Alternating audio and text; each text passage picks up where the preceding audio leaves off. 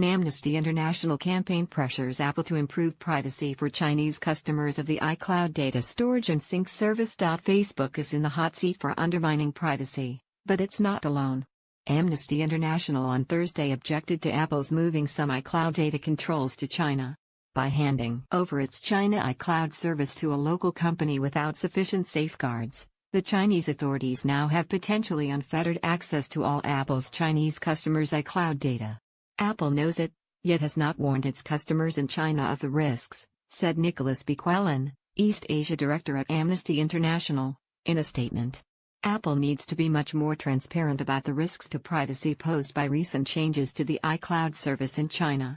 iCloud is used to store data like photos, contacts, calendar entries, documents, and other files synchronized across Apple devices like MacBooks and iPhones. Such storage and sync services, along with social networks, email services and photo-sharing sites, mean much of our most personal data is now stored far away from our own laptops and phones. In February, Apple started storing encryption keys for iCloud data in China with a third-party company, Huizhou Cloud Big Data, in response to new legal requirements. The decision wasn't made lightly, and Apple was very clear about the change. Apple said in a statement, China recently enacted laws requiring that cloud services offered to their citizens be operated by Chinese companies and that Chinese customers' data be stored in the country. While we advocated against iCloud being subject to these laws, we were ultimately unsuccessful. Our choice was to offer iCloud under the new laws or discontinue offering the service. We elected to continue offering iCloud as we felt that discontinuing the service would result in a bad user experience and less data security and privacy for our Chinese customers, Apple said.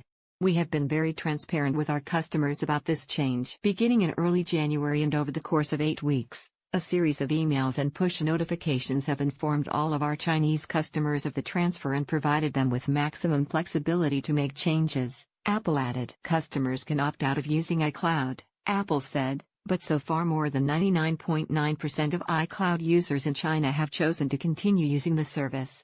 Amnesty International, a nonprofit advocate of human rights, said it's launching a social media campaign to pressure Apple to protect privacy, timing the effort to a visit by Tim Cook to China. It accused Apple of putting profits before people but didn't offer any specific advice about how to handle Chinese legal requirements beyond disclosing risks to customers.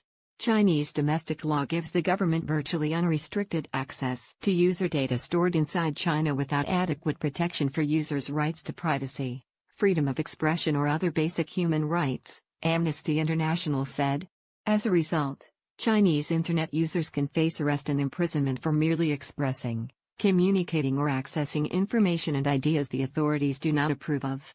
First published March 22, 220p.m. Update, 3:24 p.m. Adds comment from Apple Security. Stay up to date on the latest in breaches, hacks, fixes and all those cybersecurity issues that keep you up at night. Blockchain Decoded. CNET looks at the tech powering Bitcoin, and soon, too, a myriad of services that will change your life.